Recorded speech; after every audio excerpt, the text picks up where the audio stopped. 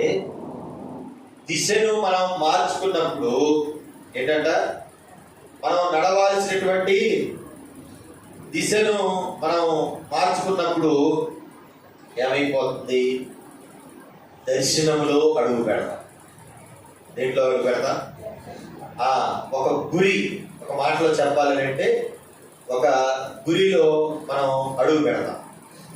గురిలో అడుగు పెడితే ఇందాక తల్లిగారు సాక్ష్యం చెప్తున్నారు కదా, తమ్ముడు కూడా చెప్తున్నాడు, అనయ్య వీడు హాస్టల్ వదిలిపెట్టి రాను అని అంటున్నాడు.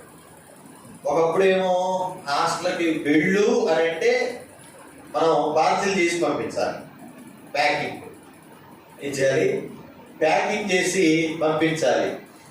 కానీ ఇప్పుడు ఏంటంట, నేనే వెళ్ళిపోతాను అంటే ఏమర్థమైంది? జనరల్గా చెప్తున్నా, నేను చదువుకోవాలనే ఆశ అయినా రావాలి, లేకపోతే నేను ఇక్కడే ఉంటే నేను ప్రయోజకుడును కాలేకపోతానేమో అని అర్థం కాదు. సో కుదురొచ్చింది అని అంటారు. ఆ మాటను ఏమంటారంటే, నా మాటలు మీకు అర్థమవుతున్నాయా? కుదురొచ్చింది అని అంటారు. కుదురు రాకపోతే చెప్పండి, కుదురు కట్టకపోతే చెప్పండి, మొక్కలు నాటుకో. ఇప్పుడు రేపు ఆగస్టు మాసంలోకి వస్తే అందరు కూడా దీని మీద పడతారు అమ్మా, తోటల మీద పడతారు, నాట్ల మీద పడతారు. తోటల మీద పడ్డా, నాట్ల మీద పడ్డా నాటిన వెంటనే ఏం చేస్తారు తెలుసా మీరు? 2 రోజులు, 3 రోజులు, 4 రోజులు, వారము ఏం చేస్తారు? చూసుకుంటారు. చూశాక వరికైతే దుబ్బు కట్టిద్దా లేదా? ఏ కట్టింది? దుబ్బు కట్టిద్దా లేదా? ఈ మిర్చి తోటకైతే చెప్పు నా ఇస్రాయేలు,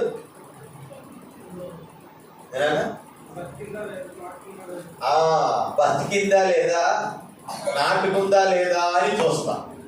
ఒకవేళ బతకపోతే, ఒకవేళ నాటుకోకపోతే మళ్ళా ఇంకొక ప్రక్రియ ఉంది, దాన్ని సాగులు పెట్టడం అంటారు. ఏమంటారు? నేను చెప్పాలనుకున్న మాటల ఉద్దేశం ఏంటంటే, దేవుని వాక్యంలో నుండి మీకు తెలియజెప్పాలనుకుంటున్నా దేవుని వాక్య ప్రత్యక్షత ఉద్దేశం ఏంటంటే, నీవు ఒక దిశను మార్చుకొని, ఒక గమ్యాన్ని ఏర్పరచుకొని, ఒక స్థిరమైన మనస్సుతో దేవుణ్ణి ఆశ్రయిస్తూ ఉన్నంతకాలం నువ్వు తప్పక వర్ధిల్లుతావు. నీ ప్రతి ప్రయాస, నీ ప్రతి కష్టం, నీ ప్రతి కన్నీళ్లు నాట్యంగా మార్చబడతాయి. ఆ ప్రక్రియలో భాగంగా ఉజ్జియా దేవుణ్ణి ఆశ్రయిస్తూ వచ్చాడు. తనకు ఒక మంచి పాస్టర్ గారు దొరికాడు, జకర్యా గారు లాంటి ఒక మంచి ప్రవక్త దొరికాడు. ఒక గమ్యాన్ని నిర్దేశిస్తూ ఉన్నాడు, తను నడవలసిన దారిని చూపిస్తా ఉన్నాడు, వెళ్ళవలసినటువంటి త్రోవను చూపిస్తా ఉన్నాడు. కాబట్టి తను కూడా ఏమవుతున్నాడు? ఆ మార్గంలోనే నడుస్తుంటే ఏమి ఎదురవుతా ఉంది తనకంటే, యెహోవాను ఆశ్రయించినంత కాలం దేవుడు అతని వర్ధిల్లజేసెను. యుద్ధశూరుడయ్యాడు. ఇప్పుడు 6-7 వచనాల్లో మనం చదివాం. ఫిలిష్తీయుల మీదకి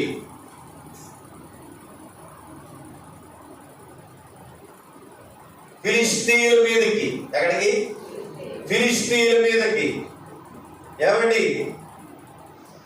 అక్కడ ఉన్నటువంటి అష్టోరు దేశంలో ఉన్నటువంటి ఫిలిష్తీయుల ప్రదేశాల్లోని దేవునికి విరోధమైనటువంటి శత్రు మోక మీదకి ఏమైతా ఉన్నాడు? అడుగులు ముందుకు వేస్తా ఉన్నాడు. మనం చూసాం, ఒక విధవరాలు అంటది, నీ జనమే నా జనము, నీ దేవుడే నా దేవుడు. నీవు వృద్ధి పొందిన చోటనే నేను వృద్ధి పొందుతా. తనకి అవకాశాలు ఉన్నాయి కదా, వెళ్ళిపోవచ్చు. భర్త చనిపోయినాడు, అత్త కూడా ఆఫర్ ఇచ్చింది, మరలా తిరిగిపోండి విదేశాన్ని, మోయాబు. ఎవరు ఆమె? రూతు తన దిశ మార్చుకుంది. మోయాబు శపితమైన ప్రాంతం, దేవునికి ఏమాత్రం ఇష్టం లేని ప్రజలు, దేవుని చిత్తాన్ని, దేవుని కట్టడలని, దేవుని నిబంధనని ఏ మాత్రం కూడా అనుసరించిన వారు, ఒక మాటలో చెప్పాలంటే బరితెగించిన ప్రజలు. కానీ స్వేచ్ఛను కోరుకోలే రూతమ్మ.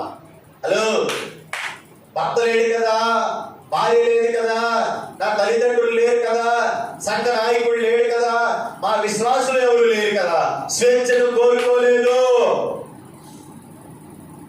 తన దిశ అలాగ ఉన్నదల్లా ఏం చేసింది, ఇలాగ మారింది. నేను ఎక్కడికి వస్తాను ఇప్పుడు? మోయాబు దేశం పోను. నీ దేవుడే నా దేవుడయ్యాడు. నా దిశ, నా బుద్ధి, నా కళ్ళు, నా చూపు, నా మాట, నా ప్రవర్తన అంతా దేవునికే పెడుతున్నాను. ఎక్కడికి వెళ్ళినా చూడండి, అసలు క్రీస్తీయులు దేవుని ప్రజలైనటువంటి ఇశ్రాయేలీయులకు పాత శత్రువులు. బలాఢ్యుడైనటువంటి సంసోను ఎవరి చేతిలో తెచ్చాడు? ఎవరి చేతిలోనే. ఎక్కడ చచ్చిపోయాడు సంసోను? ఎవరి చేతిలో? వీళ్ళ చేతిలోనే చచ్చిపోయాడు. గొలియాతు కూడా ఎవరు? ఫిలిష్తీయుడే. దేవుడు కొన్నిసార్లు శత్రు రాజుల చేత తన ప్రజల్ని ఏం చేస్తా వచ్చాడంటే మితంగా శిక్షిస్తా వచ్చాడు.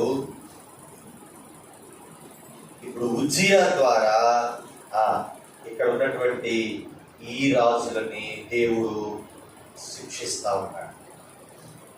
ఎందుకంటే వీళ్ళ నడక వేరు, వీళ్ళ పడక వేరు, వీళ్ళ ఆలోచన విధానం వేరు, వీరు ప్రవర్తించే ప్రవర్తన వేరుగా ఉంది.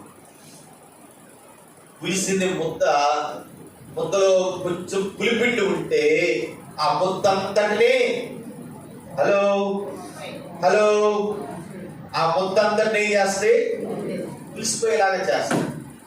అందుకనే ప్రభు చెప్పారు, క్రొత్త ద్రాక్షారసాన్ని పాత దిద్దుల్లోనే పోయాలి, పాత ద్రాక్షారసాన్ని కొత్త దిద్దుల్లోనే పోయాలి. ఏం పాపమాట ఆమె అంటారు, దానికి పోయొచ్చా? పోయకూడదు. పోయరాదు. వేసింది కొత్త బట్టే, పైకి పండగ వాతావరణమే, పైకి మా వీరంటి తర్వాత వాక్యాలు రాసుకున్నారు తల్లి మంచోడు. పండగ వాతావరణమే, ఉత్సవ సంబరమే. వేసింది కొత్త పంట, న్యూలు. పట్టాడు ఇప్పుడు పైన పటారము, లోన కొట్టారు. అందుకని ఆయన ఏం చెప్పాడంటే, మీ వస్త్రములను కాక మీ హృదయాలను చించుకోండి, మీరు పశ్చాత్తాపడండి, నా మాట వినండి, నాకు లోబడండి, నాకు ఇష్టం కాదు మీకు ఇష్టం కాకుండా చేసుకోండి, నేను వెళ్ళని చోటికి మీరు వెళ్ళకుండా ఉండండి, నేను ఆలోచించనివి మీరు ఆలోచించొద్దు అని రూఢిగా స్పష్టంగా చెప్తారు. అందుకని ఏం చేయాలా? పులిసిన పిండి కనుక ముద్దలో ఉంటే కొత్త ద్రాక్ష రసాన్ని కొత్త దిద్దులోనే పోయాలి, లేకపోతే దిద్దులన్నీ పిగిలిపోతాయి. ఈ బత్తి కూడా ఏమైపోతుంది? పిగిలిపోతుంది. బత్తి పిగిలిపోవడం ఎంత దారుణము. 5 సంవత్సరాల ఈ మందిర నిర్మాణ పరిచర్యలో పిగిలిపోతే ఏం ప్రయోజనం? ఏదంట పగిలిపోతే ఏం ప్రయోజనం? చెప్పండి. మారిపోతే ఏం ప్రయోజనం? పరుగులు పెడితే ఏం ప్రయోజనం? లోకం కొరకు ఏం చేయాలి? దేవుణ్ణి ఆశ్రయిస్తూనే ఉండాలి. ఆ తర్వాత దేవుని ఇష్టానుసారంగా జీవిస్తున్న దాన్ని బట్టి ఇతను ఏమైతే వచ్చినాడనంటే 8వ వచనం చూద్దాం. అమ్మోనీయులు ఉజ్జియాకు బంధించు వారైరి, అతడు అధికముగా బలాభివృద్ధి చెందెను గనుక అతని కీర్తి ఐగుప్తు మార్గ ప్రదేశములన్నిటను వ్యాపించెను. దేవునికి స్తోత్రం. 15వ వచనంలో కూడా మనం చూస్తే అతడు స్థిరపడు వరకు అతనికి ఆశ్చర్యకరమైన సహాయం కలిగెను కనుక అతని కీర్తి ఘోరముగా వ్యాపించెను. అబ్బా ఎంత భాగ్యం అండి దేవునితో కలిసి ఉండుట, దేవుని ప్రజలతో కలిసి ఉండుట, దేవుని దర్శనంలో నిలిచి ఉండుట, దేవుని ప్రజలతో కష్టాలు పడుట, దేవుని ప్రజలతో పస్తులు ఉండుట, దేవుని ప్రజలతో ఏకీభవించుట ఎంత ఆశీర్వాదకరం. ఎంత మనం మోషే గారికి విషయం తెలుసు. ఎవరికి? మోషే గారి. ఎవరికి? మోజెస్కి విషయం తెలుసు. కాబట్టి ఈ ఐగుప్తు భాగ్యము, ఈ ఐగుప్తు ధనం కంటే దేవుని ప్రజలతో ఏం మేలు? దేవుని ప్రజలతో ఏమనిపించడం మేలు? అది ఏదైనా అవనియండి, ఆ మేలే. యాత్ర మోసే స్నేహితులు చెప్తా ఉంటారేమమ్మా, యాత్ర మోసే నువ్వు రాజు కొడిపోయి భాగ్యం వస్తుందిరా, రేపు నువ్వే మళ్ళా రాజు అవుతావురా, రాజ సింహాసనం మీద కూర్చునే స్థాయి హోదా అన్ని నీకు వస్తాయి నాయరా. ఎందుకలా పిచ్చి ఆలోచనలు చేస్తా ఉంటావు? స్నేహితుల మధ్యలో డిస్కషన్స్ వచ్చింటే ఆ పక్క స్నేహితులు చెప్తూ ఉండొచ్చు, లేదురా నేను దేవుని ప్రజల పక్షానే ఉండాలనుకుంటున్నాను, నేను దేవుని బిడ్డగానే బతకాలని అనుకుంటున్నాను, దేవుని కొరకు నా యవనకాల బలాన్ని, దేవుని కొరకు నా యవనకాల జీవితాన్ని, నా పవిత్రతను, నా పరిశుద్ధతను, నా కన్యత్వాన్ని, నా పురుషత్వాన్ని కాపాడుకోవాలని అనుకుంటున్నానంటే ఏది బాగుపడ్డా. నాకే కనుక త్యాగం చూస్తే ఏం చేసేవాడు తెలుసా? ఎక్కి సింహాసనం కూర్చునేవాడు. ఎరివాగులు భక్తి అంటావు, దేవుడు అంటావు, దేవుడు ఆశ్రయిస్తే మేలు అంటావు. ఏముంది తినడానికి? నిలువరమైన పట్టణమే లేదు ఇశ్రాయేలీయులు. మాది ఇది రాజధాని అని చెప్పుకోవడానికి ఊరే లేదు. 1948 దాకా వాళ్ళకు చెదరగొట్టబడ్డారు ప్రపంచ వ్యాప్తంగా వాళ్ళంతా. వాళ్ళ చూసి అంటాడు ఇతగాడు, దేవుని ప్రజలతో శ్రమను నేను పొందుతాను, ఐగుప్తు భాగ్యాన్ని, ఐగుప్తు భోగాలు నాకు అవసరం లేదు. దేవునికి స్తోత్రం. హలో, భోగాలు కోరుతున్నావా? భాగ్యాలు కోరుతున్నావా? సొమ్ములు కోరుతున్నావా? ఏం కోరుతున్నావు దేవుడి దగ్గర? దిశను మార్చుకోవాలి. ఏం మార్చుకోవాలా? దిశను మార్చుకొని నా దేవుడు ప్రభు ఇప్పుడు తేరగా చూస్తే నరపుతుడా నువ్వు చక్కగా నిలబడము, నేను నీతో మాట్లాడతాను ఈ కోడు గురించి అంటాడు ఆయన. దేవుడికి స్తోత్రం.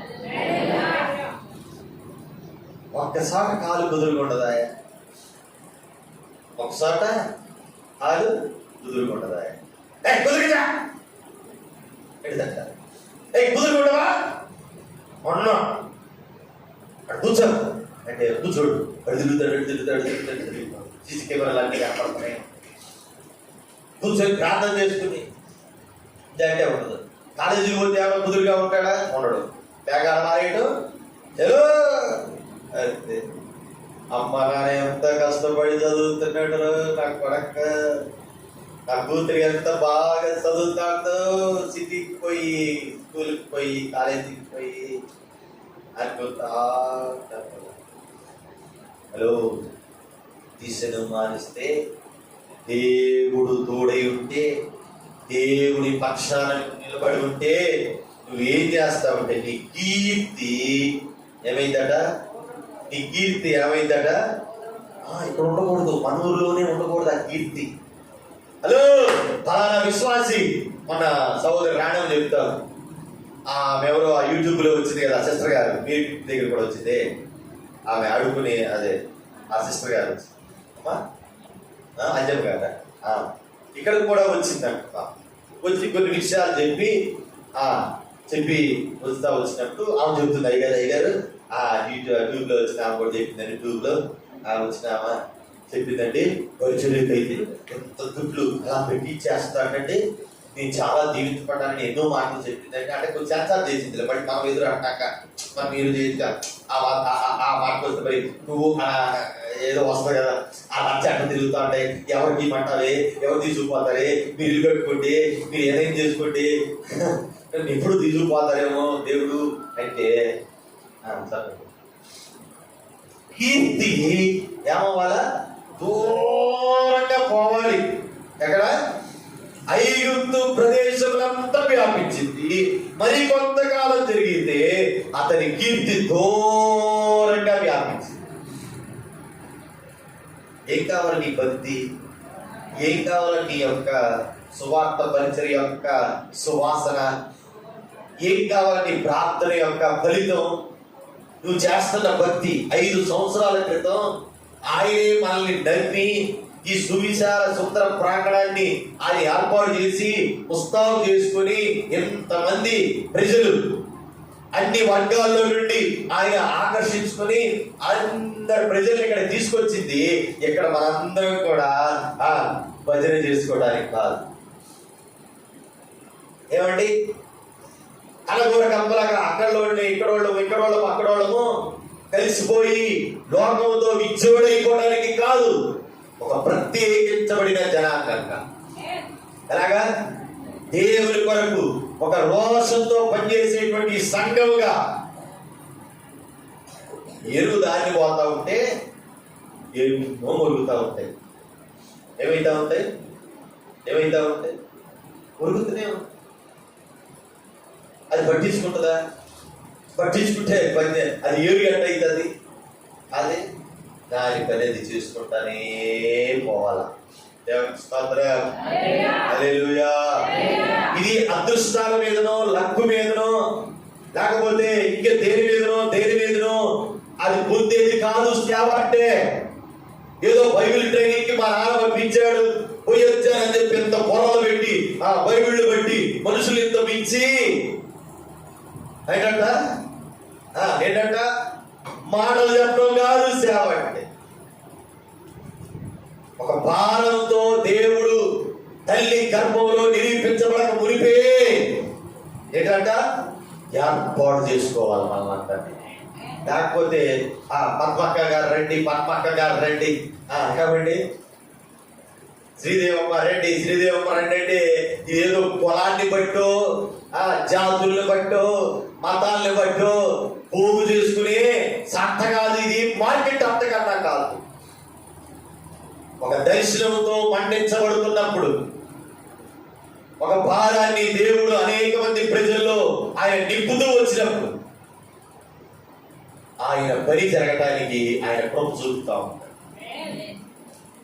రెడ్డి బజార్ మొదలుకొని ఓటవాగు దాకా ఉన్న ప్రజల క్షేమం రక్షణ బాధ్యతను మీరు గాలి వదిలిపెట్టి ఒక కులాన్ని నెత్తి వేసుకొని వీళ్ళే మా పరిచర్యలో నిలబడాలి, వీళ్ళే నాయకత్వంలో ఉండాలి అన్న మీ కుత్సిత కుతంత్రాలకు దేవుని సేవ ఆట వస్తువు కానే కాదు.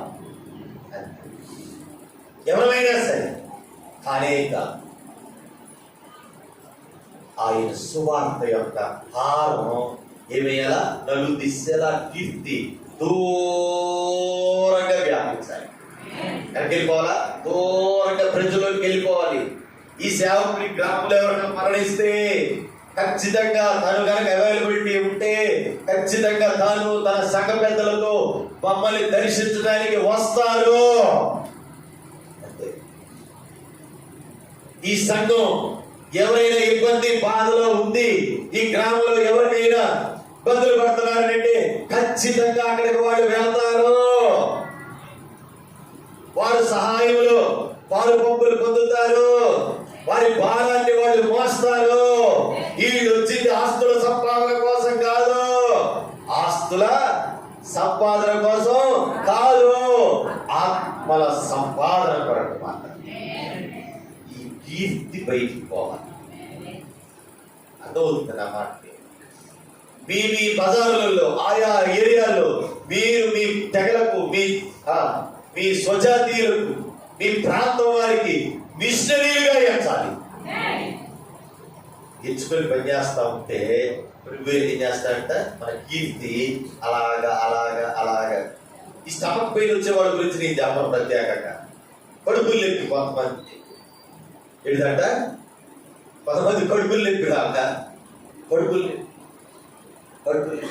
నేను నాతో పాటు తమ్ముళ్ళు పాపం వాళ్ళు పిలుస్తున్నారు ఇంట్లో వచ్చి కూర్చోడానికి, కాదు కూర్చోడానికి రాలన్నా, మనకు పని ఉంది. అంత టైం మళ్ళా వచ్చి నిలబడమన్నా మనం నిలబడే పరిస్థితులు రావు. కాబట్టి అక్కడ నిలబడాలి, వారి వరకు ప్రార్థన చేయాలా మనసులో. ఆ ప్రాంతంలో మనం నిలబడితే ప్రభు మనల్ని చూస్తాడు. దేవునికి స్తోత్రం. హల్లెలూయా. కూర్చుంటే కాపీలు టిఫినీలు పలారాలు అన్నీ వస్తాయి. దానికి కాదు, ఈ సేవకుడు ఈ గ్రామానికి వచ్చి ఒక బాధ, ఇబ్బంది, కష్టం ఉన్నప్పుడు మేము కూడా మీ వెనక ఉన్నాం, చేయగలిగిన సహాయాన్ని మీకు చేస్తాం అంటే ఈ కీర్తి వెళ్ళాలి. కీర్తి దూరంగా వెళ్ళాలన్న ఆశ. అదే పలానా చోట ఇమానుయేలు సంఘం ఉందట. ఏంటంటే ఒక భారం కలిగిన సంఘం, దేవుని పని కొరకు ఖర్చు పెట్టి ఖర్చు అయిపోయే సంఘం అంట. ఈ ఊర్లో ఈ చుట్టుపక్కలలో ఎక్కడో ఉందట. చెప్పండి. కీర్తి దేవుణ్ణి మన ముందు పెట్టుకొని పోయినప్పుడు ఏంటంట వస్తుంది. అదేమి లేకుండా ఏంటంట బురద చల్లడానికి రాళ్ళు వేస్తా ఉంటారు. బురద చల్లడానికి రాళ్ళు వేస్తా ఉంటారు. దర్శనం లేదు, భారం లేదు. వారికి నశించిపోతున్న ఆత్మలనంటే వ్యాఖ్యానంగా ఉంటుంది. అన్ని జనులనంటే ఇంకా వ్యాఖ్యానంగా ఉంటుంది. ఎక్కడుందండి పొగరబట్టిన మాటలలాగా మాట్లాడేస్తాం. చాలా స్వల్పంగా ఎదిగి చేస్తా ఉంటారు, చాలా అల్పంగా ఎదిగి చేస్తా ఉంటారు. అందుకని యేసు ప్రభువు వారి ఇక్కడికి వచ్చాడు. దేవునికి స్తోత్రం. హల్లెలూయా. అన్యజనులకు యేసు ప్రభుల వారు కావాలి. స్తోత్రం. హల్లెలూయా. హల్లెలూయా. వారి రక్షణ ఆయన బాధ్యత. ఇక్కడ ఉజ్జియా ఏం చేస్తా ఉన్నాడు, పని చేసుకుంటా పోతుంటే కీర్తి దూరంగా వ్యాపించుకుంటా వెళ్ళిపోయినాడు. దేవుడు ఆపత్కాలంలో నమ్ముకొనదగినటువంటి సహాయకుడు. ఆయన మనకు సహాయకర్త. మనం సంయోజితమైన సహాయం కొరకు ఆయన దగ్గరికే వెళ్ళాలి. సృష్టికర్తగా దేవుడు చెడ్డవారికి మంచివారికి అందరికీ ఏం చేస్తూ ఉంటాడండి, సహాయం చేస్తూనే ఉంటాడు. ఆయన్ని ఎరిగినటువంటి యేసుక్రీస్తు ప్రభుల వారిని నమ్మినటువంటి దేవుని పిల్లలు కనుక ఒక ప్రత్యేకంగా వారిని దృష్టిస్తూ ఉంటాడు. ఏంటంటే ఆయన ఎరిగిన వారికను ఎరగని వారికి తేడా ఉండదా? తేడా. మనం చూస్తుంటే అన్న ఏమైతే అయాచితంగా చేతులు వెళ్ళిపోతాయి. వందనాలమ్మా, నేను కూడా అమ్మ బాగున్నారా, అయ్యా బాగున్నారా అని అయాచితంగా వెళ్ళిపోతాం. అది తెలియకపోతే ఎరగకపోతే కొంచెం టైం పడుతుంది. వీళ్ళంటే పలానా వాళ్ళ తాలూకా అంటే, వీళ్ళంటే పలానా పెడాపురం ఎమ్మెల్యే గారి తాలూకా ఎవరుంటారా, పలానా వాళ్ళ తాలూకా అంటే అలాగండి ఇదే అలాగే పర్లేదు. అప్పుడు మనం మొన్న ఆంజనేయపురంలో అదే ఆ పిల్లవాడు 10th చదివేటప్పుడు సేవకురాలు స్టూడెంట్ కొంచెం సువార్త విషయంలో ఆసక్తిగా ఉన్నాడండి. అన్ని విషయాలు అడుగుతూ ఉన్నాడు. అప్పుడు కొన్ని విషయాలు కూడా ప్రోత్సహించింది. ఆ మీద తర్వాత తమ్ముడు, నాకు తెలిసిన తమ్ముడు బావగారు అవడం ఆయన, ఆ మీదట అలాగా ఆ పిల్లలు వాళ్ళు కొంచెం నేను పరిచయం కలిగినప్పుడు నాకు ఆ సాయంత్రాన్ని తెలిసింది. ఆంజనేయపురంలో చెప్పారంట, ఇది విషయాలు అంటా ఉన్నట్టు ఫోటో పెట్టమ్మా, నేను చూస్తే గుర్తుపడుతున్నట్టు పెట్టించాను. పోయమ్మ ఈయన వెంటనే చోటుపల్లి నుంచే వర్షం జోరు వాన కట్టలేదు కదా, అలాగే వెళ్ళిపోయారు. చూడటంతోనే పాపం మారేపల్లి నుంచి అప్పియారు చెల్లెళ్ళు తమ్ముళ్ళు ఎంత ఆదరణ దేవుడు ఇస్తూ వచ్చాడు. అనయా అని చెప్పి బావురు మరి ఏడ్చారు. అయ్యో నాకు తెలియదు నా ఇటువంటి పరిస్థితి. మంచివారు ఆయన, ఎప్పుడు తెలుగులో కనపడ ప్రేమగా మేము మాట్లాడుకునేవాడు, కొన్ని విషయాలని మాట్లాడుకునేవాడు. ఇప్పుడే తెలిసింది అని అన్నప్పుడు చాలాసేపు అలాగే కూర్చుండిపోయాను. చాలా విషయాలు మాట్లాడాను. ఆ తర్వాత ఆ కార్యక్రమం మళ్ళీ స్టార్ట్ చేసి అంతా అయిపోయి స్టార్ట్ చేసిన తర్వాత వచ్చేసాను. దాదాపు 6:30. 7 రోజులంతా పూర్తిగా వారంలో కలిసి నో ప్రాబ్లం. ఒక ప్రత్యేకంగా ఉంటారు. ఎలాగా ఏంటి ఒకళ్ళైతే ఈ కులాలు చేస్తుంటారు, మతాలు చేస్తుంటారు, జాతులు చేస్తుంటారు. ఈ రోగం ఉంటుంది. ఈ రోగం సాగు దగ్గర కులం ఏంటండి? ఏమండి చెప్పండి. సాగు దగ్గర కులం ఏంటి? ప్రసంగి అంటాడు, సంతోషిస్తున్న ఇంటికి వెళ్ళటం కంటే ప్రలాపించున్న వారి ఇంటికి పోవాలని దైవ మనసు, దైవ గ్రంథం తెలియదు. నాకు అందుకనే ఏదైనా ఎవరు చనిపోయారంటే అసలు మనకు అనవద్దు, బంధుత్వాలు తెలియాలి. ఏం అవసరం. చిన్న తీగ దొరికితే సార్ ఒక చక్కటి మనసు దేవుడిస్తాడు. పోయి కూర్చుంటే ఏ వర్షం ఉంది అసలు. పాపం చిన్న షెడ్ కింద పెట్టారు. ఆ షెడ్లోనే ఆ బాక్స్ పక్కనే పాప వాళ్ళు కూర్చుంటే కూర్చోబెట్టుకుని అన్నయ్య కూర్చుంటే అప్పుడు అక్కడ వర్షం అని చొల్లు చెత్తడి అంట. కడలు నీళ్లు తిరిగిపోతాం, ఉదయం బద్దలైపోతాం. అయ్యో ఈ పిల్లల పరిస్థితి అయినా, ఈ పిల్లలకు కొంచెం భవిష్యత్తు అయినా, వీళ్ళ జీవితాలు కట్టబడాలి ప్రభువా, ఇవే సహాయం చేయాలని ఆయన కడపటి నీళ్లు ఆరిపోతాం. చాలా తేడా అయిపోతాం. ప్రత్యేకత దీని కులాంటి తేవద్దు. అర్థమవుతుంది. ఎవరు చనిపోయినారన్న ఇక్కడి నుంచి ఫోన్లు వస్తాయి. మీకు ఒకరికి ఎవరికో పురమాయిస్తున్నారు, పలానా చోటకి సేవకులు వస్తున్నారు, మనల్ని రమ్మన్నారు, మనందరం పోవాలంటే ఏం చేయాలా? రామరామ ఏం చేయాలి? మనం ఏం చేయాలి? ఇసాక ఏం చేయాలి? అయితే పలానా టైం కల్లా సేవకులు వస్తున్నారు అని నేను ఆ కొలకొల దగ్గరికి అయితే నేను రాను. ఈ కొలకొల దగ్గరికి అయితే నేను వస్తాను. ఏమంటే సాగు కుక్కలు పెట్టండి. నువ్వు చదివితే కూడా నీ సాగు కొలగొట్టదా? అందరికి తీసుకెళ్ళి కుదిరితే కుదరపోతుంది. లేకపోతే అడ్డు 3 ఉంటాయి. తండ్రి కుమార్ పట్టు తాకలాగా కాల్చేది అయితే అడ్డు, కూర్చేది అయితే 2 వర్గాల్లో ఒకటి. అక్కడ ఏముంటుందండి? కానీ మనం వెళ్ళటం మనం వెళ్ళటం ఏంటంటే ఒక ఆదరణ, ధైర్యం. రాబోయే రోజులు మళ్ళీ చెప్తా ఉన్నా, మన సంఘ పిల్లలు గ్రామంలో మరణిస్తున్నారు. ఎవరైనా పోయి ధైర్యం ప్రార్థన చేయండి, ఉదయం వారి కొరకు విజ్ఞాపన చేయండి. ఇది దేవుని మనసు. ప్రలాపించుచున్న వారి ఇంటికి పోవుట దేవుని మనస్సు అంటే దేవుని మనసు. అప్పుడు దేవుడు ఈ కీర్తిని కూడా ఏం చేస్తాడు? ఒవ్వరి దగ్గర ఏంటి ప్రసాదన్న ముందే ఉండేసి మా పాట పాడుదాన్ని తింటే సార్ సత్తాడు. అసలు ఏంటి తింటే సార్ ఓవా అంటే సార్ ఏది మామూలు ఏది పాడేపా ఓవా అంటే సార్ అండి ముందు వచ్చి వాలిపోతాడు. అసలు మన దాంట్లో కాంకాయలు కందరకాయలు దుడ్లు ఉండాలా, మంచి లెక్క పీచి వేయాలి, మంచి బాగా కొట్టి 5 తిని బుర్ర పెట్టి బాగా దానికి ఉండడానికి ప్రసాదం ముందు మీరు గమనించండి. కొన్ని తాము మీరు అటెండ్ అయిన తర్వాత మా పోలీసు చెప్తారు, కానీ తిండి కోసం నేను రావట్లేదు. తిండి సెకండరీ. దేవుని కొరకు ప్రత్యేకించబడినటువంటి మనం ఏంటంట? ఆ ప్రత్యేక విధానంలో మనం ప్రజల మధ్యలోనికి ఆయన ప్రేమను మోసుకుంటూ వెళ్ళిపోవాలి. నువ్వు బైబిల్ చదువుతున్నావు, ప్రజలు నిన్ను చదువుతున్నారు. లైవ్ లో ఈ మాటను వింటున్నా దేవుని జనాంగమ్మ, బైబిల్ని మనం చదువుతున్నాం, ప్రజలు మనల్ని చదువుతున్నారనే సంగతిని ఎప్పుడు విస్మరిస్తారు.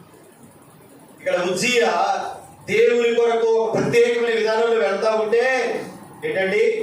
దేవుని కొరకు సంపూర్ణంగా లోబడి భయపడి జీవించే వారికి, ఆయన చిత్తానుసారంగా నడుచుకునే వారికి ప్రతి విషయంలో ఆయన సహాయం చేస్తాడు. అలాంటి వారికి ఏ మేలు కొదువై ఉండదు. వారి మాట ఏముండదు తెలుసా? యెహోవా నా కాపరి, నాకు ఏమీ కలగదు. వారి వెంట ఏమొస్తాయి తెలుసా?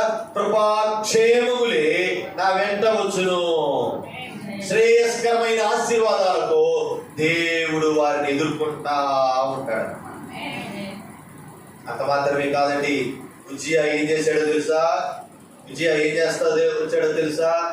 ఏలతో కట్టించాడు. మంచి ఆర్కిటెక్టర్. 9-10 వచనాల్లో మన కనుక చూస్తే, మరియు ఉజ్జియా యెరూషలేములో మూల గుమ్మం దగ్గరను, పల్లపు స్తంభల గుమ్మల దగ్గరను, ప్రాకారపు మూల దగ్గరను దుర్గములు కట్టించి గుమ్మములు తిట్టపరిచెను. ఏం చేశాడు?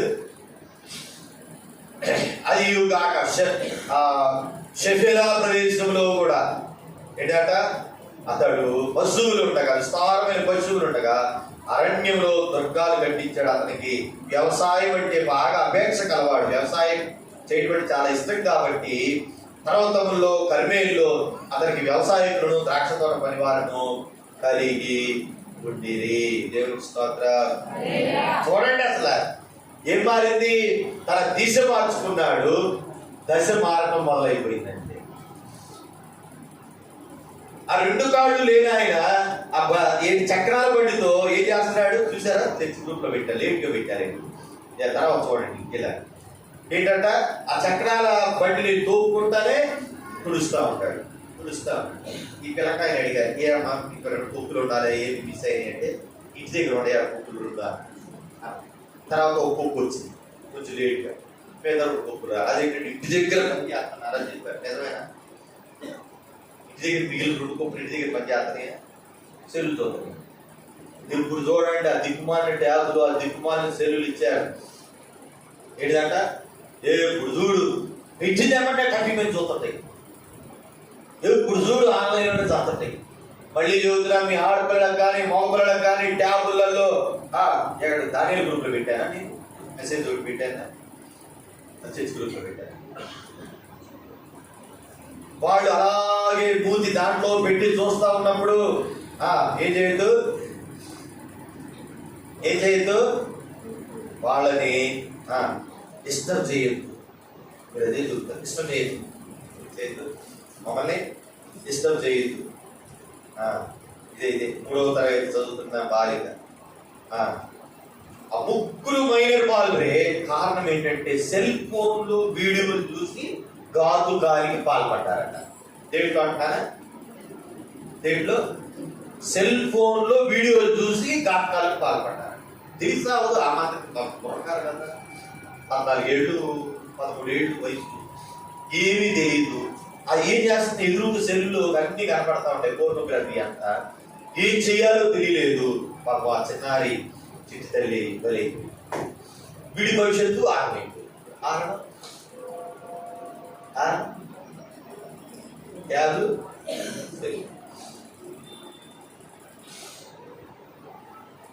తిట్టపరచండి ప్రభువులో కుటుంబాలని. దేంట్లో తిట్టపరచాలి?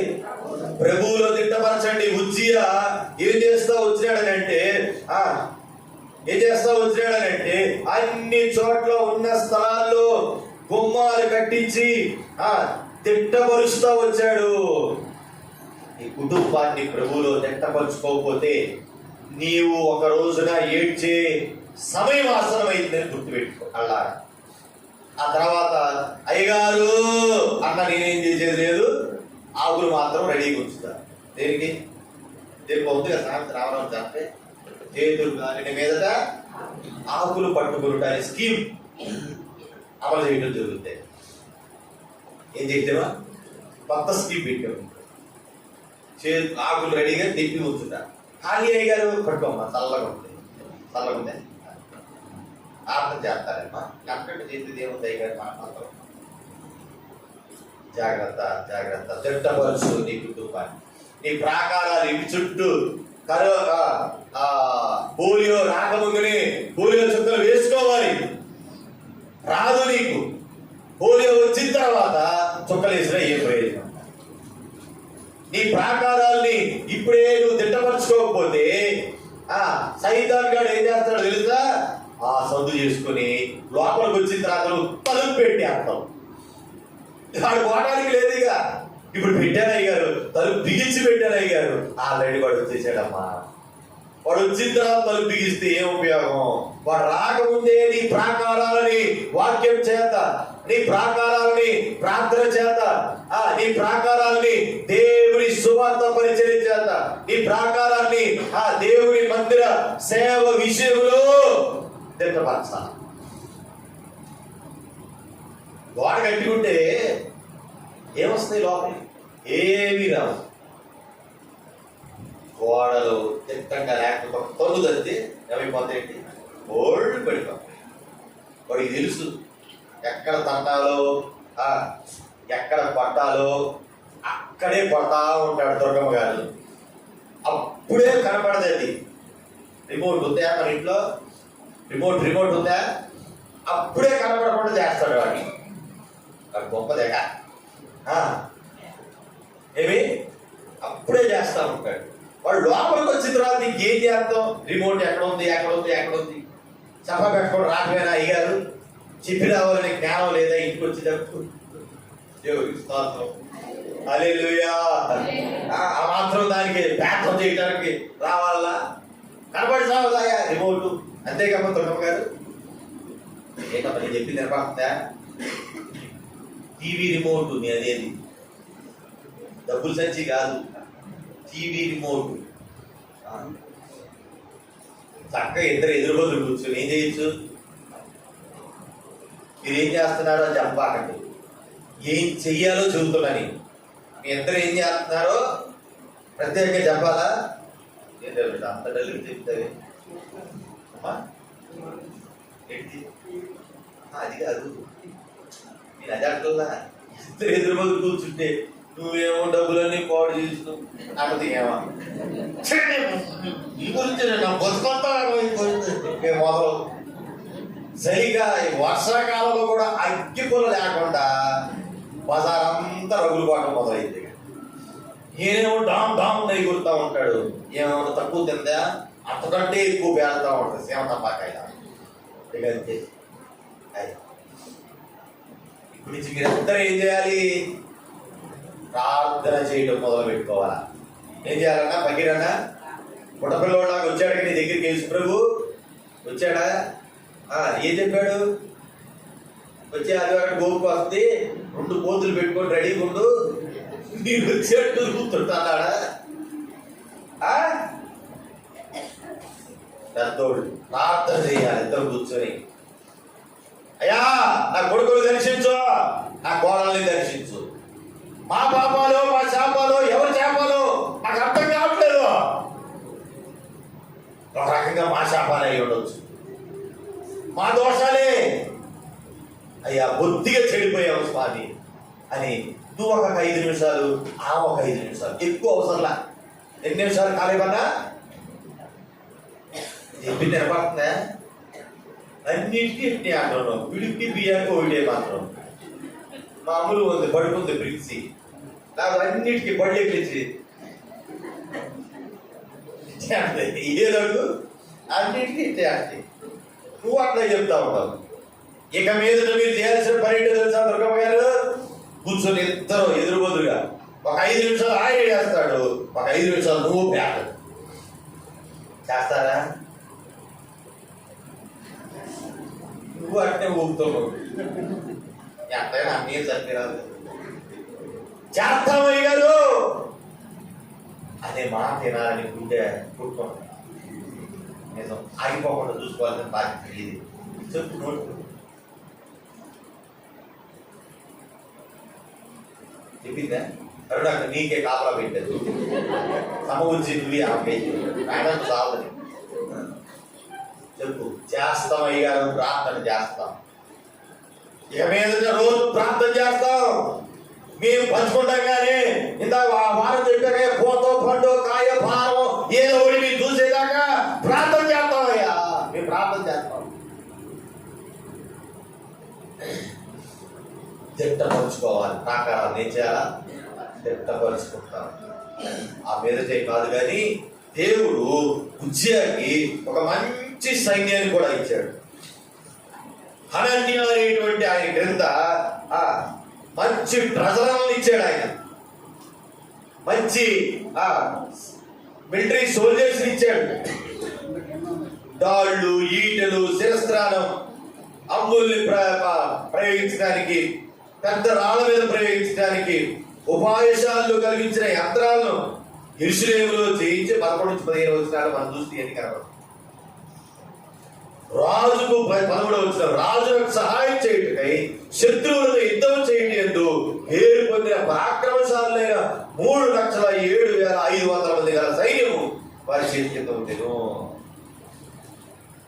ఇంతమంది రాజుల కాలం లేనేమో ఆయుధాలు లేకుండా పోయి, కొంతమంది రాజుల దగ్గరేమో సైన్యాలు లేకుండా పోయారు.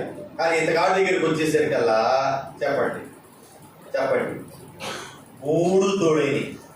ఎవరున్నారు? ఆయుధాలు ఉన్నాయి, సైనికులు ఉన్నారు. 3వది అన్ని వేసి చూడు, నన్ను వేసి చూడు అంటారు. ఏంటిది? హలో, ఏంటిది? అలాగా ఇతనికి దేవుని సహాయం కూడా తోడైంది. ఇది ఎక్కడ తోట పరిస్థితులు చెలరైపోతాడు. అంతే చెలరైపోతా ఉంటాడు. అన్నిటికంటే మిన్నగా దేవుని సహాయం అతను ఏం చేస్తా ఉంది? నడిపిస్తా ఉంది. ఇటువంటి పరిస్థితుల్లో సైన్యము, ఆయుధాలు, దేవుని కృప హిజ్కియాకి తోడై ఉండింది. అలాగనే దావీదు రాజుకి తోడై ఉండింది, సొలొమోను రాజుకి తోడై ఉండింది. కాబట్టి వాళ్ళ కీర్తి ప్రభావం ఎల్లలు దాటి వెళ్ళిపోయినట్లుగా మనం చూస్తా ఉన్నాం. ఇది కేవలం ఏంటంటే దేవుని కృప మాత్రమే. ఇది తన స్వశక్తి మాత్రం కారే కాదు, తన జ్ఞానం కారే కాదు, తన బలము, తన ప్రయాస అది అడగాలి. ఇన్ని వచ్చిన తర్వాత ఏమొస్తుంది చెప్పండి? ఇది ఇన్ని వచ్చినాయండి. 164 సీట్లు వచ్చినాయండి మాకు. అప్పుడే 157 వచ్చినాయండి. ఎట్లుంటుంది? 170, 140. నీకు ఎంతకంటే మార్క్ దాటుతాయా? దాటం 151, 150, 175, 150. ఎట్లా ఉంటుంది మానసిక స్థితిని మనం ఆలోచించాలి. ఆ మానసిక స్థితిని గవర్నమెంట్ ఉద్యోగం, 2 బంగ్లాలు, 2 కార్లు, ఫ్లైట్లో తిరిగే హోదా ఏంటండి? చెప్పండి, ఏమొచ్చేస్తుంది? హలో, ఏమొచ్చేస్తుంది? మీకు వచ్చేదే చెప్పండి, వచ్చింది చెప్పండి, కొత్తది వచ్చింది చెప్పండి. మీకు వచ్చిందే చెప్పండి. ఏంటిది? చెప్పరు. అయ్యో, ఏంటంటే నాకు జీవుడు వచ్చిందని చెప్పా, మీరు మీకే వచ్చింది. ఏమొస్తుందండి? గర్వము. అంతే వచ్చింది. వెనకాల కూడా 16 వచ్చింది చూడండి. అయితే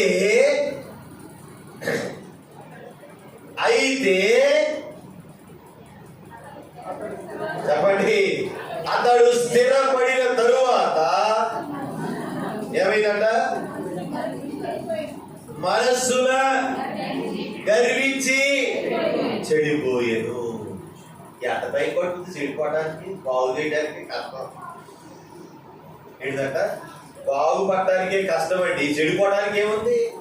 క్షణాలు చాలవు, క్షణాలు పట్టవు, నిమిషాలు పట్టవు. రాయి సంస్కారం, పద్ధతి, గౌరవం, ప్రతిష్ట ఏంటండి? రాయి పేర్చుకుని వచ్చేయండి. హలో, అర్థమైతా ఉందా? నీవు స్థిరపడిన తర్వాత మనస్సును గర్విస్తే ఏమైపోతుందంట? మొత్తం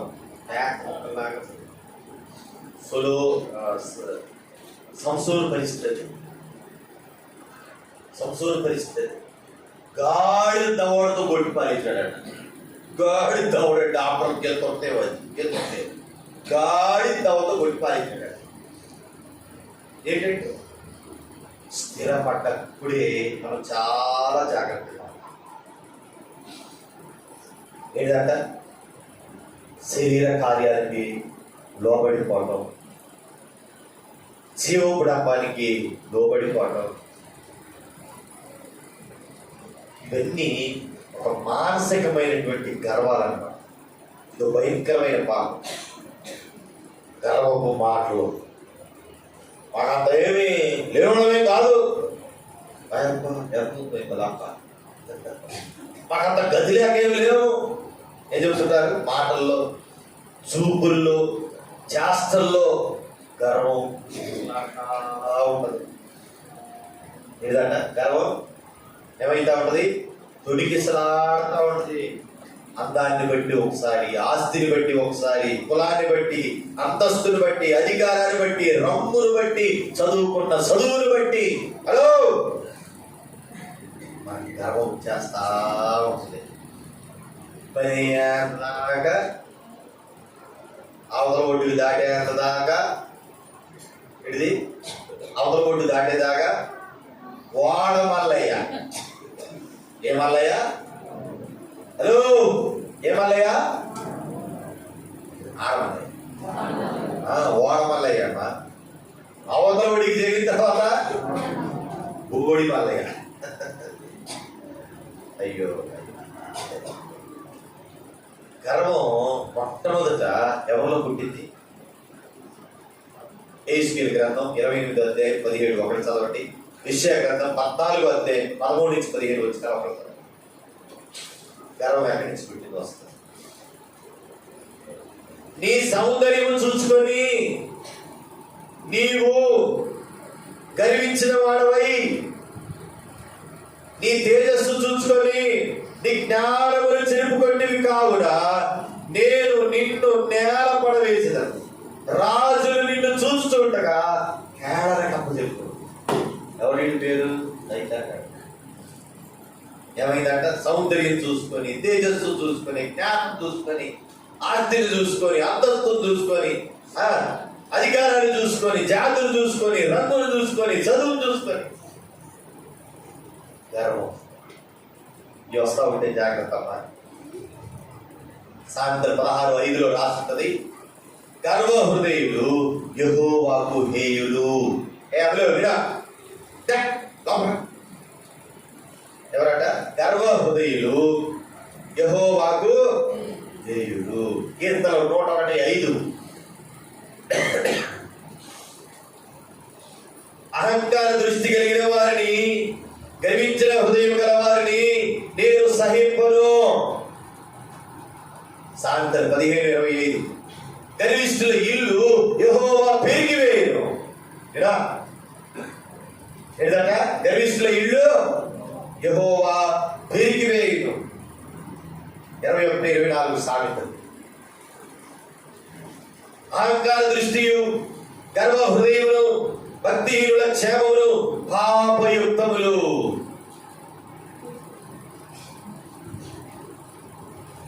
యాకోబు పత్రిక 4:6 రాసుకోండి. ఎన్ని చదువుతున్నాను రాసుకోండి. దేవుడు అహంకారుని ఎదిరించి దీనులకు కృప అనుగ్రహించును అని లేఖనం చెప్తున్నది. కీర్తనలు 31:23. గర్వంగా ప్రవర్తించు వారికి ఆయన గొప్ప ప్రతీకారం చేయును. ఉజ్జియా గర్వించి చెడిపోయాడు. అక్కడేమి రాసింది? అక్కడేమి రాసిందండి? ఈ చెడిపోవడానికి ముందు ఏముంది? చెడిపోవడానికి ముందు ఏముందండి? గర్వం. గర్వం. మనకు మనమే లెవెల్ పెంచేసుకుంటుంటాం, మనకు మనమే స్థాయిని పెంచేసుకుంటూ ఉంటాం, మనకు మనమే హోదాన్ని పెంచేసుకుంటా ఉంటాం. దేవుడు అహంకారుని ఎదిరించి దీనులకు కృపను పెంచుకోవాలి. ఎప్పటి వరకు మనం ఈ సీరియల్లో లేకపోతే సినిమాలు చూసి బ్యాచ్ అదంతా ఫస్ట్ హాఫ్ అనమాట. ఇది ఇందా చెప్పుకున్నదంతా ఫస్ట్ హాఫ్, ఇది సెకండ్ హాఫ్. చూస్తే ఎంత దారుణమైపోయిందంటే ఎంత దారుణమైపోయిందంటే గర్వం మనిషిని ఏం చేస్తుందంటే ఏం చేస్తుంది, చెడగొట్టేస్తుందంటే. నెబుకద్నెజరు రాజు అని వాడు ఒకడు ఉన్నాడు. ఏం చేశాడు? గర్వించి గర్వించి ఏం తిన్నాడు? గడ్డి తిన్నాడు. అంతే. దేవుడి మీద తిరగబడి ఏమైపోయినాడు? హిజ్కియా మనస్సున ఏం చేస్తా వచ్చాడు? గర్వించాడు. తనకి చేసిన మేలు, దేవుడు చేసిన మేలు మర్చిపోతే గర్వం అతని జీవితంలో ఒక శాపాన్ని తీసుకొచ్చేసింది, ఒక ఇబ్బందికరమైన పరిస్థితి తీసుకురావాలి. ఇక్కడ ఉజ్జియా కూడా గర్వం తెచ్చుకొని హెచ్చించుకొని చదవండి. ఏం చేశాడు? గర్వం వచ్చిందండి. ఏం చేస్తారు గర్వం వచ్చిన వాళ్ళు? ఏం చేస్తారు? చదవండి. నా ఏం చూస్తే ఉంది అక్కడ. అతడు బలిపీఠము మీద ధూపము వేయటమే యెహోవా మందిరంలో ప్రవేశించి తన దేవుడైన యెహోవా మీద ద్రోహము చేయగా. ఎంత చెడ్డదండి ఇది.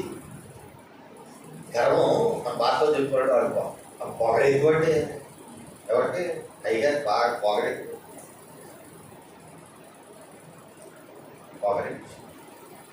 బాగా పొగబెట్టి మాట్లాడతాడు. బైబిల్లోనే అనుసరించమని చెప్తుంటాడు. పొగర కాకపోతే బైబిల్లో ఏంటి అనుసరించమని చెప్తాడు. మాకు ప్రత్యేకంగా ఉండాలంటాడు, అర్థం చేయాలంటాడు. దాసు నీకు తిరుగులేదు బాసు లేదుగా. ఈ పద్యాలు ఏడుదంట ఈ నెక్స్ట్లో ముందే చెప్తావు కదా, ముందే చెప్తావు. ఈ నెక్స్ట్లో ఇవన్నీ ఆడగలుగుతాయా నలుగురితో గుంపులో ఇది కావాలి కానీ మాకు ఇవన్నీ అంటే ఆడకు దొరుకుతాయి కదా. అవదు ఇక్కడ అవదు, ఎక్కడైనా వినయం, దీన మనస్సు, తగ్గింపు, విరిగిన మనస్సు దేవుని ఆశీర్వాదాలు మన మీద తీసుకుంటేలాగా చేస్తాం.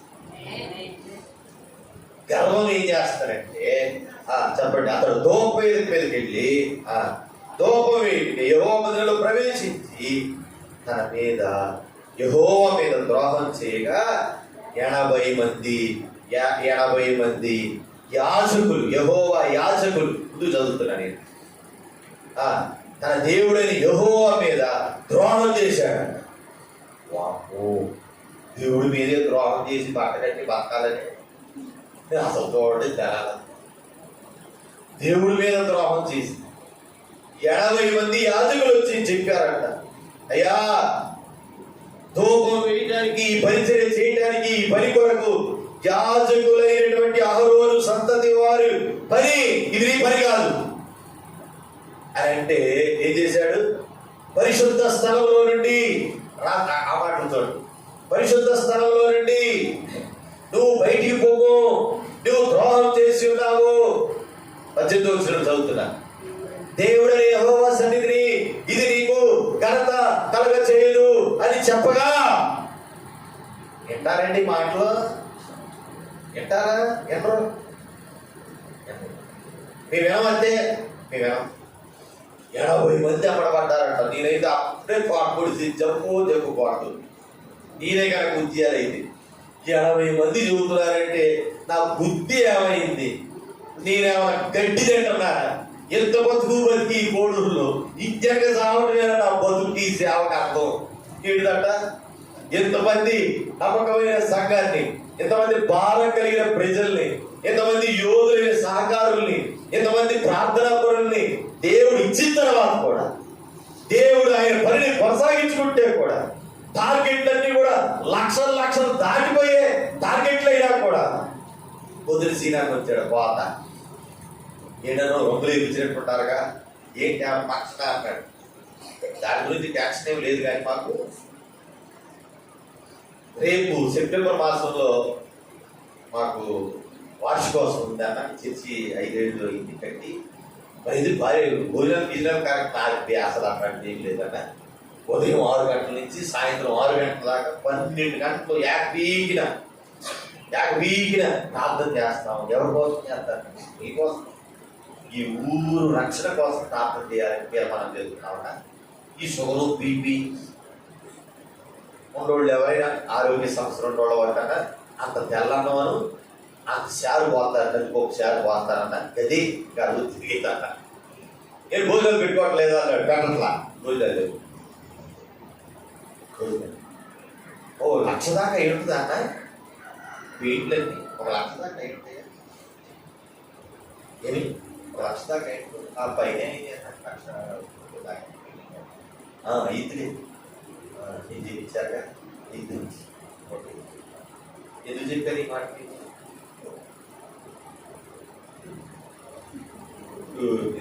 దగ్గర భోజనాలని అనకుండా ఉన్నా పోయేది. భోజనాలు అర్థం కాలేసి పోయి కుర్చీ లాక్కుని కూర్చున్నారు పక్క లేకట్లాక దిగిలేదు. ఇష్టం లేవు, బల్లలు లేవు, ఆడ వంటే తేలేక కుర్చీలే పైకి ఎక్కి. ఎందుకు చెప్పారు ఈ మాట మీకు? ఏంటంటే ఎందుకు చెప్పారండి ఇది ప్రస్తావన? గర్వమే. దాంట్లో ఎందుకు చెప్పాను?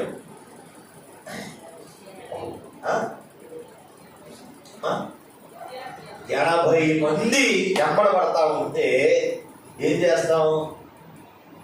ఏంటి ఆ బుద్ధి ఎంత గడ్డి తినేసి వచ్చి తింటారు? నా బతికేనా నేను ఒక పార్టీనా? నేను ఒక విశ్వాసనేనా? ఎమోనియల్ సంఘంలో విశ్వాసాన్ని చెప్పుకోవడానికి నేను యోగ్యుడినా అయోగ్యుడా?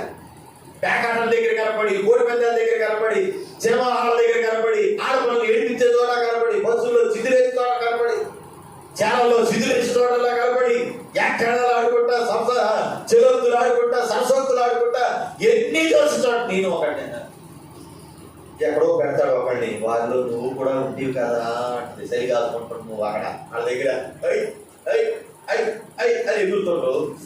నువ్వు కూడా గుడికి పోయేవాడివి కదా అని అడిగేవాడు ఒకటి పెడతారా? నువ్వు కూడా భక్తి చేసేవాడు గుంపులో ఉన్నవాడివే కదా, ఏంటి ఆడవాళ్ళు ఎక్కడ పడుతున్నావు, ఏంటిరా దిక్కు పాల్వాడు అని అడిగేవాడు ఒకటి పెడతాడు దేవుడు అక్కడ.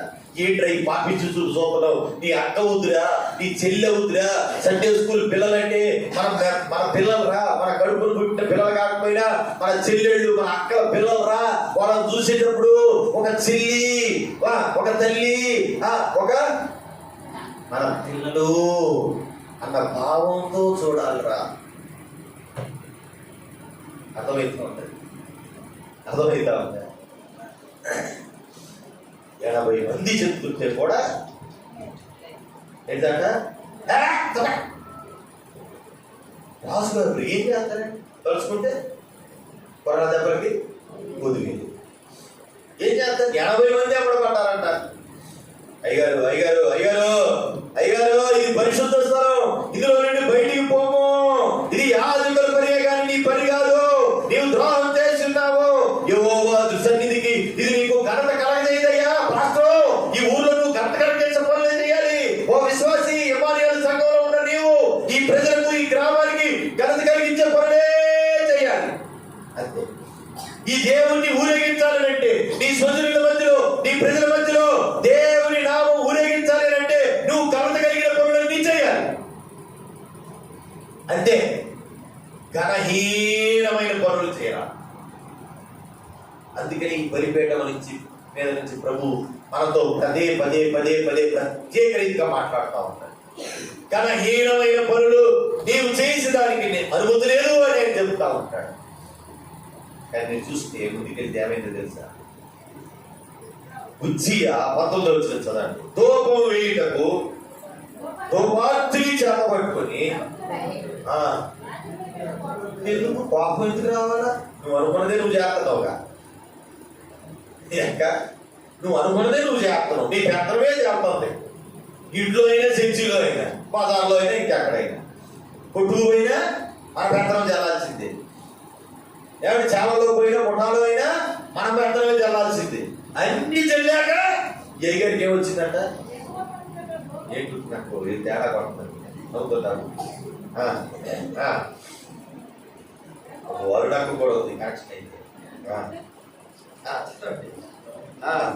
రౌద్రము చూపి యాజకుల మీద కోపం చూపిను. యెహోవా మందిరంలో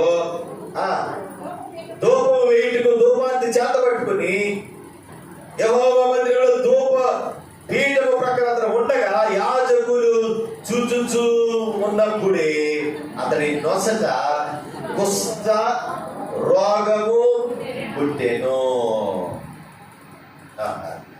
అడుసు దొక్కనేలా, హలో, అడుసు దొక్కనేలా, కాలు కడగనేలా. ఇన్స్టెంట్ గా అయిపోయింది పరిస్థితి. అంతే. అక్కడ ఇశ్రాయేలు నిబంధన ఏంటంటే కుష్ఠ రోగం వచ్చినట్టు ఊరు అవతల పెడతారు. మనకి ఆ మధ్య ఇంకా భారత ప్రభుత్వం వాళ్ళు ఈ లెప్రసీ ప్రోగ్రాం రానప్పుడు కూడా ఈ కుష్ఠులంతా ఎక్కడ ఉండేవాళ్ళు, ఊరు చివరి ఉండేవాళ్ళు. తాటాకులు కట్టుకొని వచ్చేవాళ్ళు అన్నమాట. ఊళ్ళోకి వచ్చినప్పుడు తాటాకు కట్టుకొని రావాలి. అంత దారుణమైన పరిస్థితి. ఉజ్జియా ప్రారంభం ఎంత చక్కగా ఉందో, ఎంత ఆత్మీయంగా ఉందో, ఎంత ఉన్నతమైన స్థితికి వెళ్ళాడో. ఏంటంటే ధన విషయంలో, బల విషయంలో, తన స్థితి విషయంలో, సైన్య విషయంలో ఎంత గొప్పవాడైనాడు. గర్వం ఆయన్ని ఎంత చేసి పని చేసిందంటే అతని స్థితికి తీసుకొని గమనించి చూసుకో. దేవుని మందిరంలో ధూపం వేసే పని లేవి గోత్రీకుల పని, అహరోను కుటుంబం పనిని ఏం చేస్తా వచ్చాడు? యోధా గోత్రికుడైన ఉజ్జియా. ఏ గోత్రం పని ఆ పని చేయాలి. ఒక పని ఎత్తనం, లాంటి పెత్తనం, ఓడిదంటే ఓడి చేస్తే దొంగ ఇంట్లోకి వస్తాడంట. రెడ్డి గారు, దొంగ ఇంట్లోకి వస్తున్నాడు. కుక్క శుభ్రంగా రాత్రి మరి ఏం తిందో ఏంటో తెలియదు, మాకు తెలియదు విషయం. అది పబ్లిక్ మినిస్ట్రీలో ఉంది. గాడికి నిద్ర పట్టట్లా, సొంతం కట్టే చర్చి గోడ ఏదో దూకుతుంది, చర్చి గోడ ఏదో దూకుతుంది. పోతే ఓకే, ఏం చేయడం మొదలుపెట్టింది ఇది. మంచి రాత్రి నిద్రలో వాటర్ పెట్టడం మొదలుపెట్టింది. Go go go go go go అని వాటర్ పెట్టడం. యజమానికి నిద్రాబంధమైంది. తిరిగి వచ్చారు. నేను డబ్బు చేసి వస్తే వాటర్లో నిలబడి కాళ్ళు బండలైపోయి నడుమంతా నెప్పులు పెట్టి రెస్టే లేకుండా ఉంటే నేను అరుస్తాను. ఆ కాయిదా మెడల్లో కూడా ఉంటుంది. మగోళ్ళు నవ్వుతున్నారు. ఏంటో అర్థమైంది. నెలల్లో కూడా ఇవి ఉంటాయి అని అంటే నవ్వుతున్నారు. నవ్వు గారికి అర్థం ఏంటి రమేష్? అమ్మాయి రాలేదా? అందరి చెప్తాయి.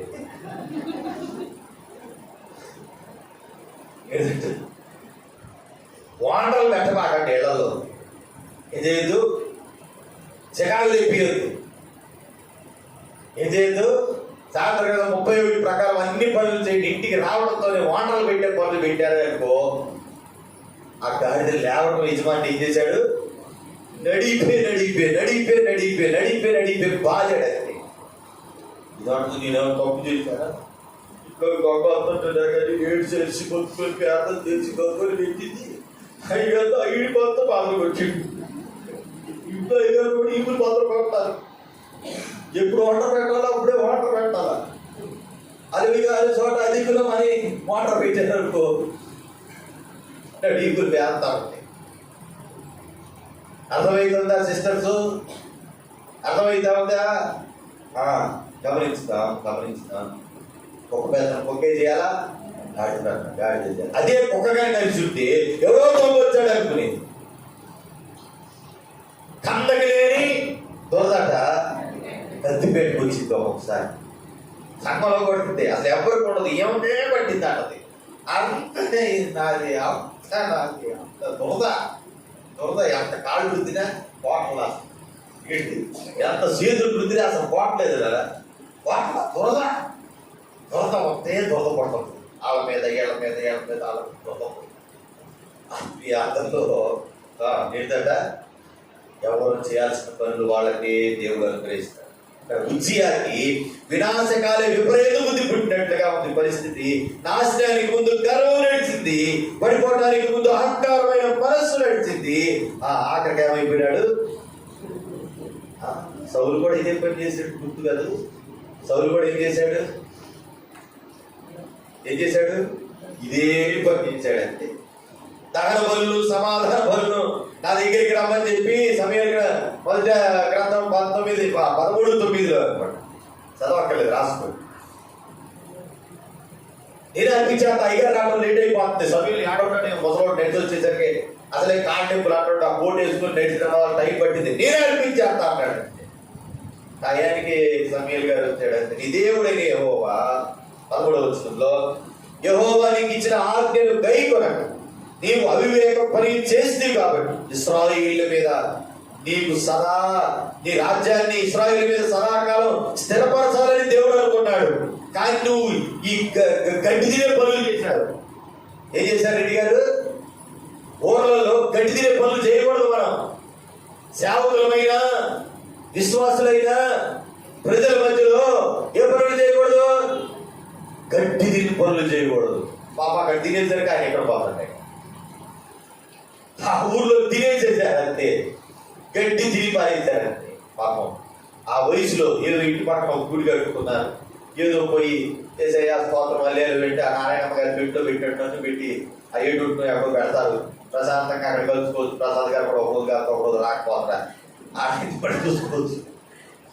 పాపం నారాయణమ్మ గారు అయితే అస్సలు వదిలిపెట్టాలి. నేను చచ్చిపోయిన రోజు నువ్వే ఉండి సమాజం చేసుకోవాలంటే పోయి వేసి రాకపోతే మళ్ళీ ఆమె వచ్చి ఏదైనా ప్రసాద్ గారు రాలేదంటే దేవుడు చచ్చినట్టు. ఆ రోజు అయితే పెట్రోల్ బాక్సులు ఇట్లు పల్లెల గుళ్ళు వాన పెట్రోల్ బాక్సులు ఇట్లు ఆ రాత్రి ఉండి ఆమె చెప్పి సమాధిలో పెట్టిన తర్వాత నారాయణ గారు మళ్ళీ కలుసుకున్న అక్కడ ఒక కొవ్వొత్తి పెట్టి వచ్చారు గుర్తికి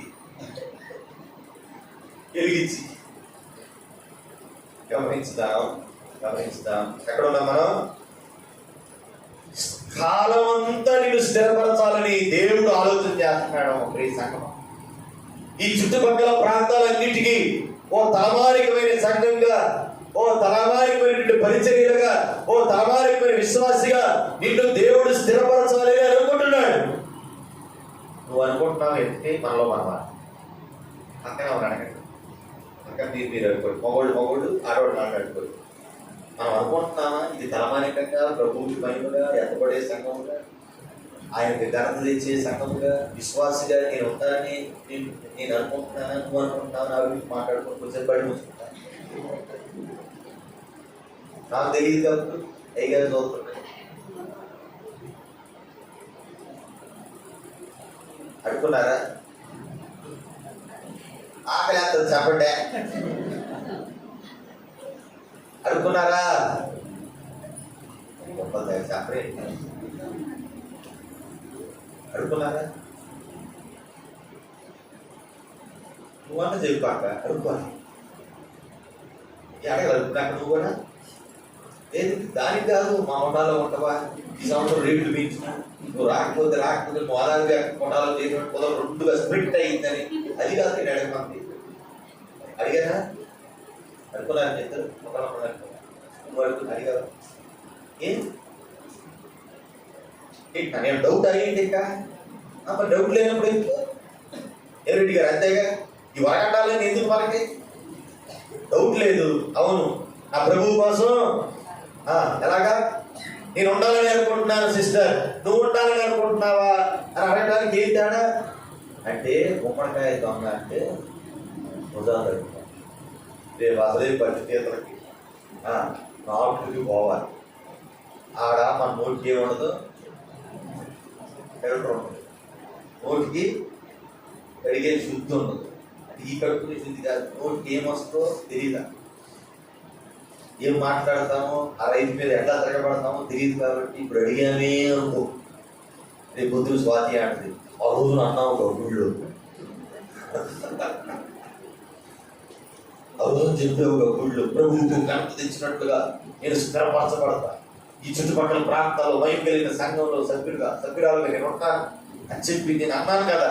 ఎనభైరా అంటే చెప్పండి, పక్కన వాళ్ళకి చెప్పారా? మీ వాళ్ళకి చెప్పారా? చెప్పలేదా? పాపం అది కళ్ళు మూసుకుంటే ఏదైనా మాయ చేస్తారు మీరు. అన్నీ మాయ చేస్తున్నారు మీరు. దేవుడు చేరే గ్యారెంటీ ఖచ్చితంగా చేస్తూనే ఉంటారు. అడుగుతారు మనం, ఒకసారి అడగండి. 1 2 3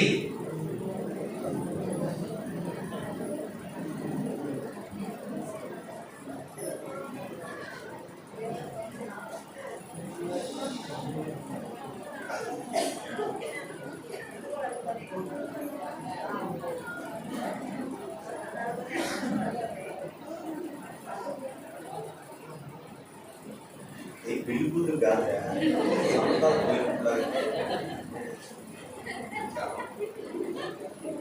చేసుకుంటారు కాదు కదా.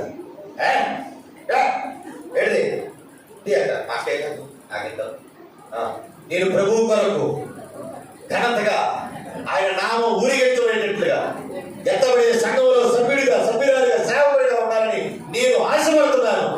మీరు ఆశపడతారా? నన్ను అడగండి. మీరు పడతారు, నన్ను అడగండి. ఆశపడతారు, దీని అడిగే నన్ను అడగండి.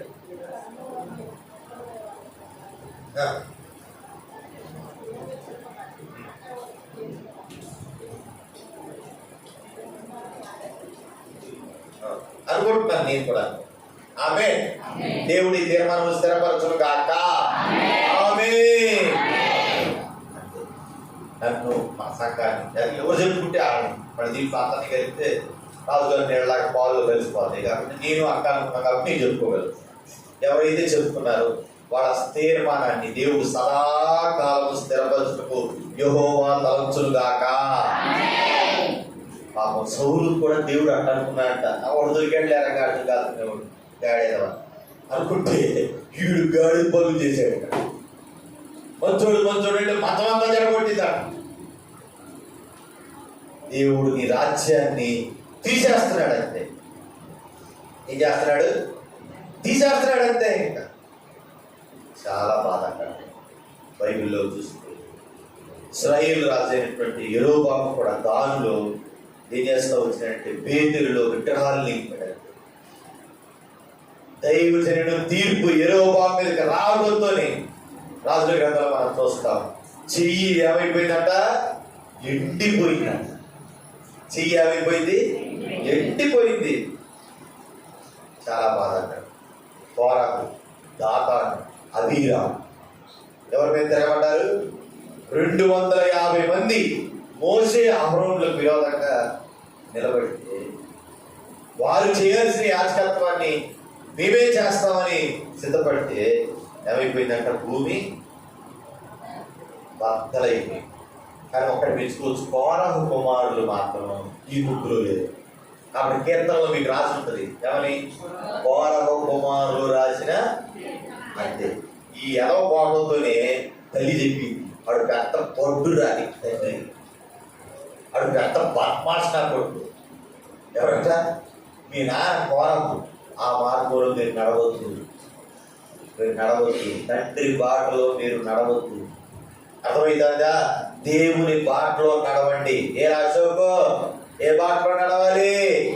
దేవుని బాటలో, అమ్మ బాటలో నడవాలి అంతే. ఇంకా మా నాన్న బాటలో నడుస్తున్నానంటే ఆమె ఓడి తీసుకుంటుంది, ఆయన నేను తీసుకుంటాను అంతే. అర్థమైంది? తల్లి చెప్పుకుంది కొడుకులకి, నానా మీ తండ్రి లాంటి బుద్ధులు, మీ తండ్రి లాంటి బోధలు వద్దయ్యా. దేవుని బోధలు, దేవుని మార్గంలో మీరు నడవండి అయ్యా అంటే అట్లాగే అమ్మమ్మా, అట్లాగే అమ్మా అని చెప్పి ఇద్దరు ఆ కోరహు కుమారులు చక్కగా అన్నమాట దేవుని మాటలో నడిచి కీర్తన రాశారు. కోరహు కుమారుడు రాసిన కీర్తనలు అని ఉంటాయి కీర్తనలుగా. దేవునికి స్తోత్రం. హల్లెలూయా. ఉదయకాల సమయంలో ఉజ్జియా ద్వారా దేవుడు మనతో మాట్లాడుతూ వచ్చాడు. ఆఖరిగా తన మతం ఎట్లా అయిపోయిందంటే 23 రోజుల్లో ఉజ్జియా తన పితరులతో కూడా కుష్ఠ రోగంతోనే ఉంది. ఆ జబ్బుతోనే, ఆ శాపంతోనే, ఆ పాపంతోనే చచ్చిపోయినట్టుగా రాయబడింది తప్ప అయ్యా క్షమాపణ కోరుతున్నాను, క్షమించు స్వామి, ఏం చేస్తాను, నీవు నాకు అప్పగించిన ఈ పరిచర్యను నా మీదకు తీర్పు రాకుండా, గర్వము నాలోనికి రానివ్వకుండా నేను కాపాడుకొని పెట్టిలో పెట్టేంత వరకు అణిగి వినయ విధేయతలతో, దీన మనసుతో, తగ్గింపుతో నా జీవితాన్ని నేను పట్టుకుంటానయ్యా. ఎంతమంది తీర్మానం చేస్తారో లేచినవాడు, ఎంతమంది తీర్మానం చేస్తారో లేచినవాడి. ఈ రోజుతో ఉజ్జియాని గురించిన మాటలు ముగింపు మనం చూసాము. ఒక రోజున నా ముగింపు జరగబోతుంది. నా ముగింపు